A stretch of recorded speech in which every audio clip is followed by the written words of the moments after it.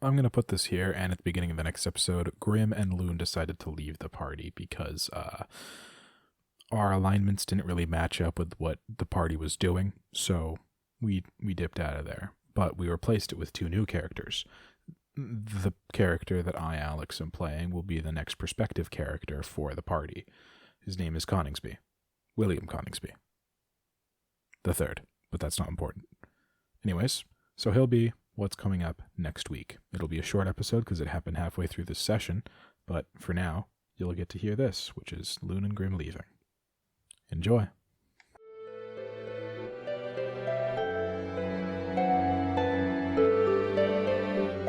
Tales of Tel'adar, from the perspective of Luna Voice. Chapter 6, Part 1. The departure of Lune and Grym from the party. I awoke the next morning and hid my bag under my bed. I then went through my morning routine of meditation. I was surprised to see, or rather hear, that there was little to no noise for once. I peeked open one eye and saw that Jacksmith was writing furiously. After a while he stopped, right around when I finished meditating. "By the way, you got any spell ink?" Jacksmith asked while we headed out. "Oh, yeah, here." I walked back to my bed and pulled out a half-liter of spell ink. I offered it to Jacksmith. He took it gratefully. We then both headed downstairs. We both saw Shava and Donner. I started to walk towards them until Jacksmith tugged on my sleeve. He pointed at a table and we started walking to it. As we approached, I started to make out some familiar details in the people sitting there. Then the black-haired one looked up from his cards. It was Belzerin. We all sat together, and I looked at the others at the table. They were Johnny, Tommy, and Mark, only now they looked different. They had altered their features just so. They no longer looked like soldiers. Rather, they looked like brothers. Grym showed up eventually and started talking with everyone like old times. He dropped off his pack since he wanted to show Belle something. The breastplate in the bag made a heavy clunk when it hit the floor. Eyes turned to our table. I spoke into my tankard. "You know dwarves, always eating rocks." Several people laughed and turned away, but more kept their eyes on Grym. The mass of gazes eventually tapered off. We kept chattering and reunited until I got up to reserve the room for longer. I approached the counter. "Excuse me, miss," I said. The lady at the bar had to look up 8 or 9 inches to meet my eyes. "Yes, I would like to reserve the room that I stayed in last night for tonight." "Oh, okay. That'll be 7 silver. And we allow long-term reservations." "Great. I would like to reserve the room for the next 2 nights." I placed 14 silver on the bar. "Okay, just write your name here." She hefted a large book out from under the bed. I wrote my name in it and walked back to the table. Jacksmith then went up and reserved a room for himself. Bell then walked up and reserved a room for his men, who left to have a day on the town. Eventually, we all decided to leave and went to meet up with Shava and Donner. The kid was terrorizing his plate. It was now that I remembered that all of us forgot to eat on the road. That explained the feeling I felt earlier. We all left and started off for the library. Grym then pulled Bell aside and showed him the plate. They tried putting it in Bell's bag of holding. It launched itself out of the bag and caught the edge of the sack. Off into the distance it flew, and Bell used his rag doll to spy on it. Like a possessed man, he walked through the streets until we got to the wall nearest the bag. Unfortunately, the plate was on the other side. Jacksmith turned invisible and crawled up the wall. Bell still looked possessed, and Grym started talking about the wall and its dwarven architecture. Shava started to daze off from listening to the long rant. Grym eventually gave me a certain look when Bell went off to impersonate a guard. The look said, "What are we doing?" We both walked down an alley and left the rest of the party. We walked back out of the plaza. We had decided to leave the town and kinda just cut ties. "Give me a moment to grab my stuff," I said, then dashed off to my room in the inn. Running out of the room with my bag, I rushed past the barmaid. "Ma'am, the room I hired. Give it to that man with the slicked back hair and the goatee I was sitting with earlier." Okay, sir." I ran back and met Grym and Barakiel at the eastern gate. They were next to a hearty fellow, dressed in armor with a remarkably pink hand. He laughed a merry laugh as I approached. "Grym, let's get going north," I said as I fetched my pack onto Barakiel's side. "North, you say?" the large man said. "I shall join you on your quest. The roads are hard this time of year, young warriors." The plate-wearing man looked like a jolly fellow. I felt a touch inspired as I hefted myself onto Barakiel. "Grym, we shall travel under the guidance of your patron deities and rest under the protection of my lady in silver. And with this jolly fellow we shall be a merry company." I mounted, and my hand was grasped by an invisible force. In it appeared an old book made of white leather and platinum cord. It looked ancient and elvish, with an eye of Selune in the center in an intricate design. When I opened it, a note came out of the pages. "This is for doing what I ask of you. Go north. Purge. P.S.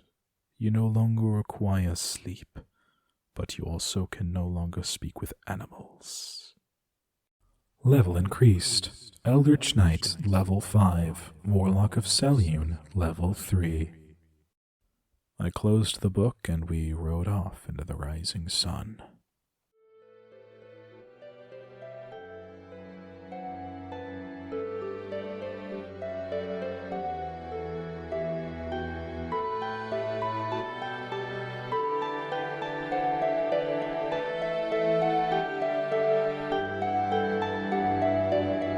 Tales of Tel'adar is written and produced by Alex Peer.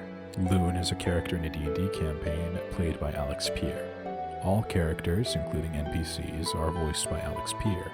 The D&D campaign that this story is based on is written and performed by Luke Warner.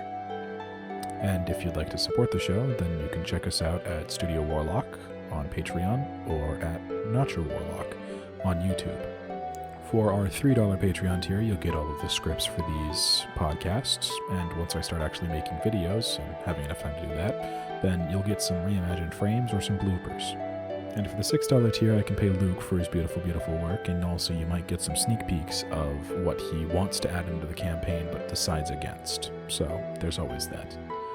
And that about wraps up the episode. So if you'd like to support us, please do. And if you have any questions or if you have any comments, then please @ me on Twitter, Nacho Warlock. But until later, we here at Studio Warlock would like to say, safe travels and happy hunting.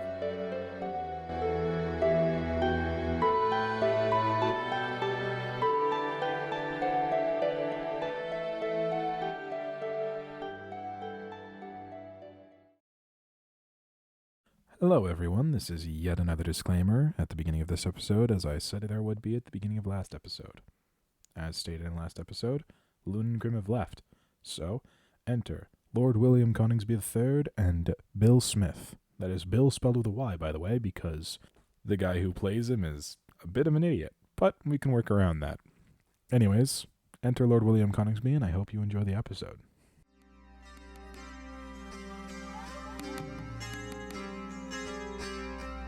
Tales of Tel'adar from the perspective of William Coningsby.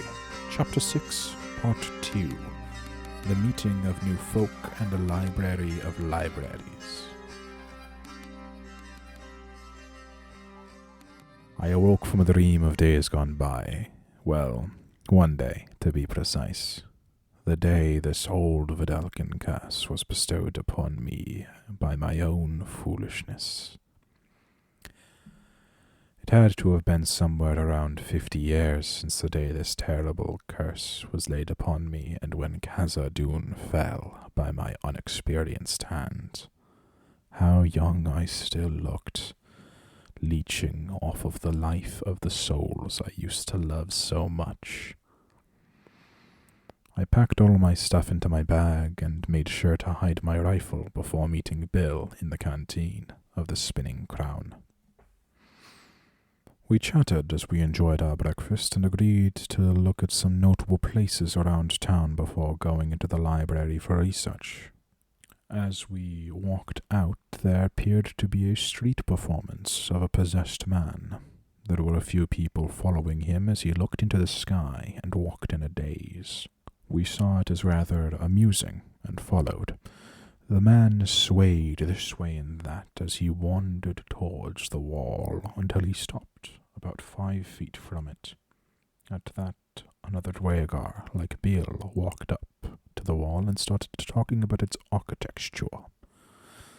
The young lady and lad there seemed to doze off, and the possessed man grew armor as he walked to the nearest tower. At one time or another, the dwarf and his elf friend wandered off, and Bill apparently caught the dwarven spirit. He, too, began talking about the wall and proclaiming it was only the best human thing because it was made by dwarves. I stood there chuckling. Bill could be an absurd racist, but he did have his passions. Eventually, a rather unsettling amount of water came down the bleak alleyways where we were standing, and all of us had to not get tossed around by it. The young lady, who was bloody hard to make out from her surroundings, was holding the child, as for him to not get whisked away. We all then started to slosh back to the plaza to get out of the strange water. It was now that Bill and I thought it would be a good idea to visit the library. Apparently, the young lady wanted to go there as well, so we all went together. We then came across a young man with slick back hair and a goatee, who had a tabaxi friend with him. We went through introductions. As always, Bill was a racist, and instantly didn't take to the half-elf Belzerin or the tabaxi Jaximus. He didn't seem to mind the lady that was bloody hard to focus on, though. After a moment of walking and conversing, we were at the library. Walking in the door, I looked around for a main desk. Seeing it, I started to ring the bell. The tabaxi wizard had the same idea, and we started bumping into each other on our way there. He wound up approaching the first, and in proper fashion of his kind, was annoying as possible, striking the bell like a repeating rifle without end. Eventually, a man in flowing robes came floating down the stairs from the main library. His attire was pure white, and his skin color was that of the sky. From under his immense hood he spoke. "Gentlemen and lady, I apologize for my attendants not being present. But what may I do for you? I presume you would like admittance into our library. Very well. Follow me, please." The man began walking back up the stairs. All of us followed. We entered into a huge room. From the outside, I thought there would be several floors or balconies, but no. Instead, there were just shelves upon shelves upon shelves of books, thick tomes, slats of rock, scraps of paper, and more. I stood bewildered for a moment, nearly gawking at the sheer mass of information stored here. After a moment, the robed figure spoke again. "I am Guy Swan, the head librarian here. If you require knowledge of anything from the south,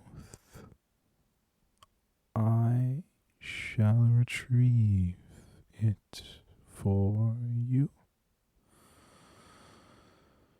That is, unless it is considered information of high value. Then I will have to request Inquisition permission for you. I asked for a book first. Do you have anything on ancient Vidalcan artifacts? Would that be from the south? From anywhere? I will have an assistant retrieve a book on such items. Some time passed until I was confronted with a book. After that, I saw that it was being carried by a wind spirit who giggled and flew away. I then found an empty table and pulled out my notebook. After searching through miscellaneous legends, I found something of interest. The robes of Engvar, the first High Mage of Polska, renowned for his skill in magic. These robes might be what I need to reverse my blight and restore Khazad-dûm, though maybe not. Over my time of wandering this plane, I have learned to not get my hopes up. I made a note of the assumed location. It was a keep near the southern mountains that I think I have a map to already. If this proves accurate, then I would be quite a find, and would probably pay well too.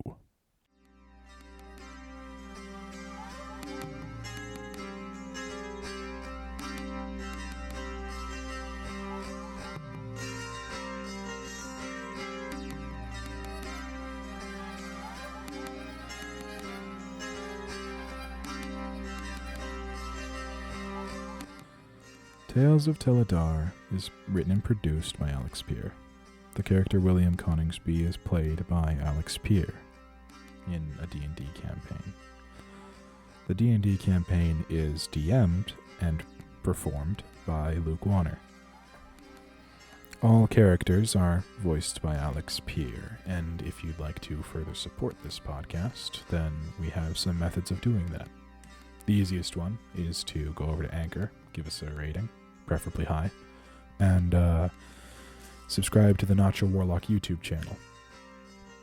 The less easy one, but more fun one, is to go over to our Patreon and drop $3. For that $3, you'll get some frames from my videos, or just drawings that I do in my videos on YouTube, if I ever start producing stuff, but you'll also get the scripts for all of these episodes. Also, if you pay $6, then I can actually pay Luke, and for all of his beautiful, beautiful work, and also you might wind up getting some behind-the-scenes D&D type stuff, like things that he doesn't think will fit in the campaign. But besides all that, that's about the end of the show. I just hit my desk, and we here at Studio Warlock would like to say, safe travels, and happy hunting.